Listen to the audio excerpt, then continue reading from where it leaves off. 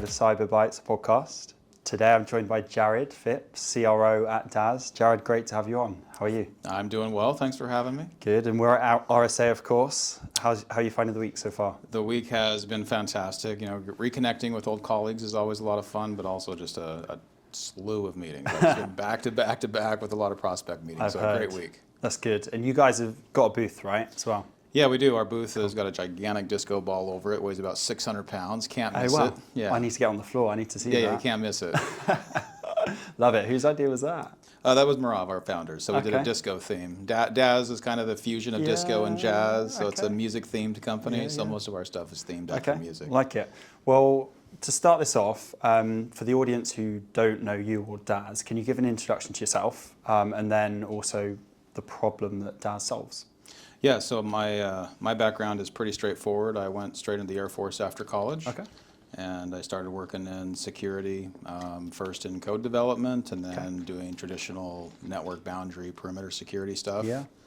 And then I ended up doing sort of a think tank or exploratory fund development with the Air Force, which is a lot of fun. We went out and found innovative technology to deploy, and then from there I went on to MITRE and then became a sales guy after that, right? So not the usual route? Yeah, nothing about how I do things seems to be usual, but so I started out as an SE on the federal team at Fidelis. Yeah. Right, that's how I got my career started, and I was at Fidelis for 6 years before moving over to SentinelOne. Great. And made the transition into sales leadership. Nice. From the non-SE, the other side of this, I've always considered SEs salespeople. So took over cloud sales, incident response, and then ultimately the Americas. Cool. So was there for about 6 years. Yeah, awesome. And then you're at Dazz now, right? Yeah, Tell the folks about Dazz. Dazz is absolutely fantastic. We're in the space of unified remediation. Okay. So if you think of this, we're doing code, cloud, application, and infrastructure vulnerability. Okay, yeah. And we consolidate across that. Like, if you think about this, and you've ever been on the operational side of the house, when you get this flood of just misconfigurations and vulnerabilities coming in, it's literally like a paralysis moment. Yeah. I mean, we have people with tens of millions of vulnerabilities coming and saying, how do we fix this? How do we do all that? So we don't just manage that, we actually do the remediation function, and we automate that remediation function. To me, that was really compelling. I've lived this before, right? Yeah. So can relate to it, and we solve it. Yeah, nice. You're taking people from like a state of paralysis to, hey, here's a clean screen, and I got a great posture. It's a great experience. That's interesting, because traditionally the industry's been very much, okay, here's the scan, here's the result of that, but go figure it out, sort of, and you just get absolutely bombarded, these security teams, right? So it's very interesting you're doing the remediation piece as well. You're literally solving the problem from start to finish. A quick one here from Oliver, one of the co-founders of Aspiron Search. Our CyberBytes podcast showcases the security ecosystem's most exciting companies, but we do much more. Our talent solutions give security vendors the competitive advantage by building high-performing go-to-market and technical teams globally. If you're looking for your next role or need to hire the best talent in this competitive market, then reach out to us directly via our info@email in the show notes. Let's get back to it. 100%. I mean, I've been in this space for about 20 years now. Yeah. There's never been a shortage of vendors saying, I can help you detect something that nobody else can help you find. I can find that 0 day. I can find, like, I have never heard people coming out and going, I can help you fix what everybody else keeps finding. Because, like, at the end of the day, nobody needs more alerts. Yeah. But we do need solutions to help us address this stuff. This is it. I love being in the space where we're finally able to say, I'm here to help you do that. You know, it's fun. That's cool. That's cool. And the meetings that you're having, probably a few leaders, security leaders, CISOs. What's the theme of conversation across those this week? Yeah, across the board. I've met with a few CIOs, a lot of CISOs. Okay. The theme is, wow, I didn't know you guys could do all that, and I need to continue the conversations ASAP. Like, I don't think I've ever been at, this is an early stage company still, but the demand and the feedback from people this week has been phenomenal. That's good. Like, phenomenal. Yeah, because I don't know, there must be, but I don't know many other tool or platforms, companies that are offering that play, the whole piece out there. So, I mean, there probably are, but it seems unique. And as you say, you're getting the results, right, off the back of the conversations. Yeah, Dazz launched a couple years ago into the market selling, and before that, obviously, the design and the build of the company. So it's been out for a little while. Okay. Over the last year, I've watched this space and the remediation and this kind of focus area. Yeah. And I've seen a lot of companies now starting. So it's validating to me to see that what Merav and Tomer and Yuval, what they came out and they pioneered, you now have an entire wave of companies behind us. Yeah. The fun part of it, and one of the reasons I decided to come here, is I wanted to be in that segment leader. Yeah. If we're going to create that segment, lead that segment, how far can we go? And I've seen an industry that's been very incident and incident cleanup focused. Okay. We're now in the state of, let's go to, pre-incident. Let's go to the posture, the security, the proactive security space. Right. How big can that side be? I think it was the unknown of how big can that market be and who can be the big 800-pound gorilla in that market. And that was what was enticing to come here. I think we have a shot at doing that. Yeah, absolutely. And how's the transition been from SentinelOne over to Dazz? Completely different size of organization, right? Is there challenges around that, or has it been pretty natural for you to transition over? So I was at Fidelis when they were really, really small. Okay. And then we took them up to about 100 million. I was at SentinelOne when they were slightly larger than this, but not much. Okay. So I was there for that growth. We went from small to massive. Okay. Yeah, the team, it's different, right? So I have a much smaller organization now, as you can imagine. Yeah. But I think part of that was the appeal of being able to step into an organization and help build at the beginning of that journey. What is this team culture going to be like? What is the team structure? What is the operational cadence going to be? Yeah. Can we do things in maybe a slightly different way to make it a highly scalable organization? And it's exciting to get in and try to build something from the ground up, and have your thumbprint, for better or worse, like it's your thumbprint on this program, right? Yeah, that's what I'm looking forward to. Yeah, it sounds like you've done it there. You've worn the T-shirt, so they've got hopefully a safe pair of hands, right, out at the realm. Well, we hope. But, you just do what you can.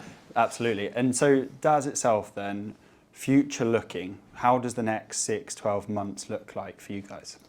We are right now we just came off of ramping and building out our team, our first team of 15. Cool. So now we're moving into a let's build pipeline, let's go execute.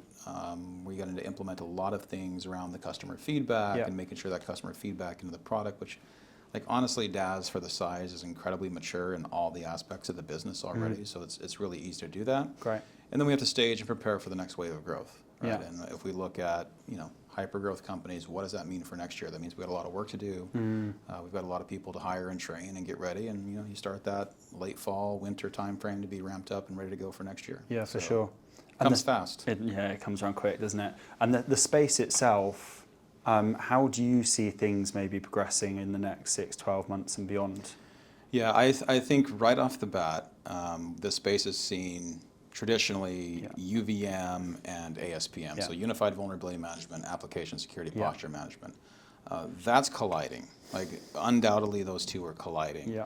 I've seen some, I would say, design concepts where it's continuous threat exposure management, CTEM. Okay. That's not really a market. That's more of a design concept. Yeah.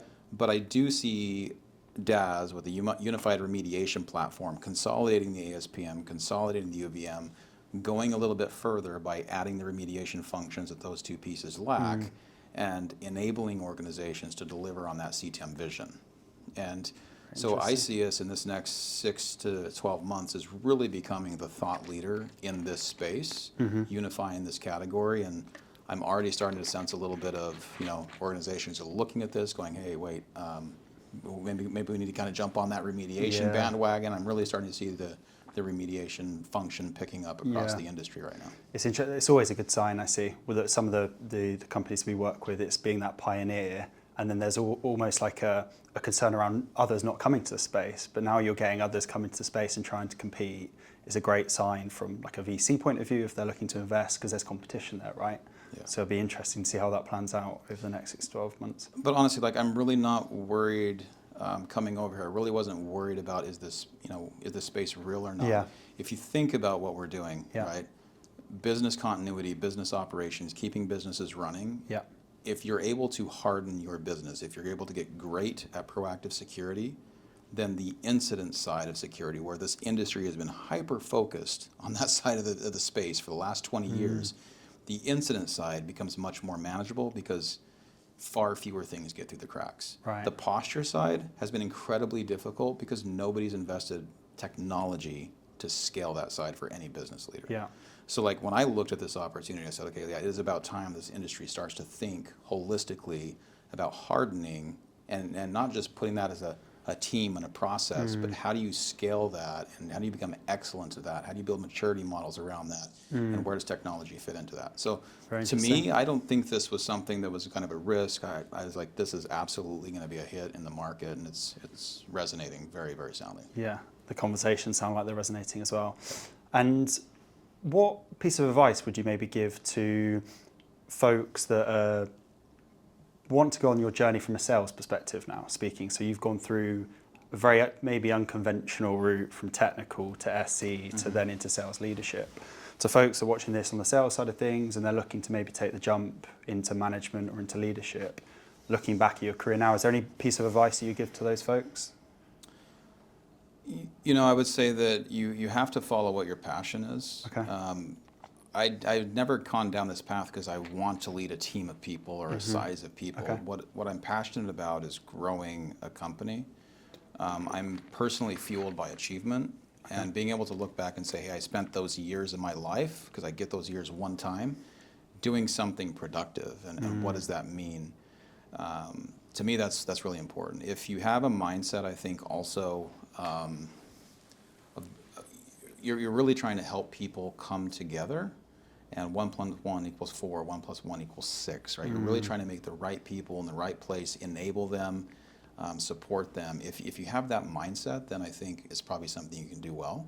Yeah, great. And I would also say that there's some tediousness to the job. Like it always looks amazing, but you know, strategy and planning isn't always just like sitting around and having visionary thoughts. Like you've got to dig into data, you've got to build operational models. You have to have an amazing sales operation side of the house. I don't think people ever, like, we have all these conversations about leader this, leader that, and in the background there's an amazing sales operation team that's probably powered that, and I'm incredibly fortunate to be paired with an amazing sales operation person. All the recruiters can keep their hands off him, right? But that's like a big part of the success. So I think, you know, the other thing I would tell you is when it comes to leadership, hire amazing talent, surround yourself with amazing talent, and then enable them. Yeah. And that's, to me, that's where it comes down to. I hear it a lot. Talent is the key, isn't it? Getting the right people is so important. And it's so true, and it comes back. Every conversation I have with different leaders, that it's all down to the people. How do you go about hiring the best talent and growing your teams? You know, everybody thinks they're the all-star, right? I've never met a lot of people that say, oh, no, I'm not very good at this. I just need the job. Like, you don't get that. So right, in sales as well. Yeah, in sales in particular. So look, I hire through the network. I hire people that we've worked with or people I really trust work with. And when you're in the early stage of the company, and probably through $150 million, that can carry you. Yeah. You will be able to get great talent, and you'll be able to get a long way purely on the talent. At some point in that journey, you need to start putting in the infrastructure and the process. Yeah. But I think also it's incredibly important, and this is what a lot of people miss. Okay. Selling isn't a sales team. Selling is a company culture. It's a company motion. It takes a supportive motion from everybody in the company for sales to work. Yeah. That's what everybody misses.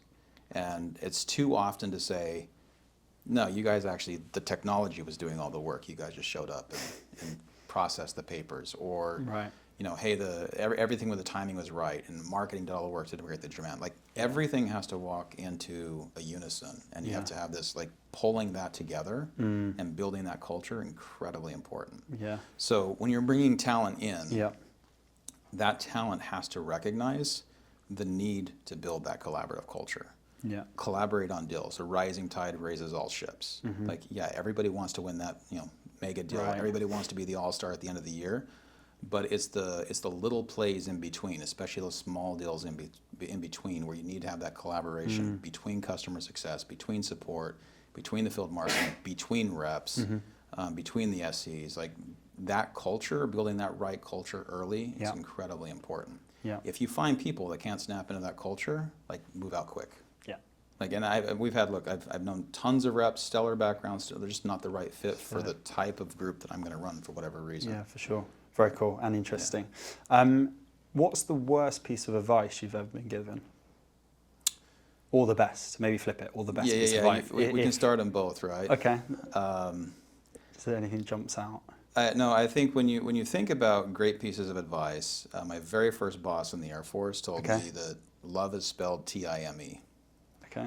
Yeah. And the first notion of that is, I got to take that in my family life and my personal life, right? But extend that professionally, and maybe it's not love, maybe it's respect, or maybe it's kind of a combination of the two for your coworkers and whatnot. But take a little bit of time to dig in and understand perspectives, understand where people are coming from. Like, that goes a long ways. And if you take the effort to go understand things, then you can generally find a good consensus. The worst advice I generally get is like, you just got to force it. You just got to make it. You just got to make everybody come your way. Like, I get that a lot. You just got to bulldoze through and force everything to happen your way. You've got to have a vision. You've got to know when to push and when not to push. But you need, like I said, you need all of these units functioning in collaboration, forcing everybody to do things your way, having the blinders on, generally doesn't lead to successful people. Yeah, very interesting. Well, to wrap things up, Jared, it's been an absolute pleasure to have you on, and thank you for sharing your insights to the podcast, but also more about Dazz. It sounds very exciting what you guys are up to in the market. Before we wrap up, is there anything that you'd like to share? Any plugs that you want to make? We've had some pretty interesting announcements this week. Okay. A lot of, you go kind of watch the news out there, whatever that may be. I would say we just have a large ecosystem growing. We've made some really interesting announcements around that ecosystem. The product's developing quickly. So again, I'm thankful for our partners out there, the whole ecosystem that's supporting this growth, and we just felt a tremendous amount of support from the community and from former colleagues and from channel partners, and it's a big thank you to everybody is what I would say. Is the announcements public now? Some of these announcements, is there anything you can share? Yeah. So we announced some integrations, people with Reversing Labs and Orca, and various product vendors out there. We have more stuff coming after this, by the way. We've announced the newest features in the platform. Okay. Obviously, AI is in every buzzword out there. Fortunately, we've been using that for a while.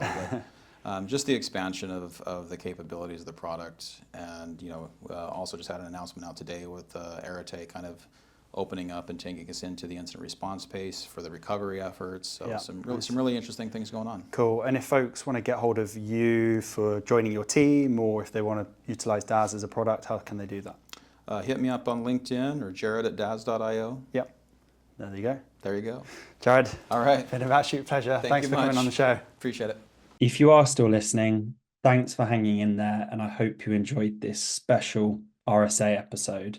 If you did, then please hit the like and subscribe button, and of course share this with your colleagues and friends. If you are a candidate looking for your next role within cybersecurity, or a hiring manager looking to build out your technical or go-to-market teams, then please reach out to me directly on LinkedIn or via email. See you soon.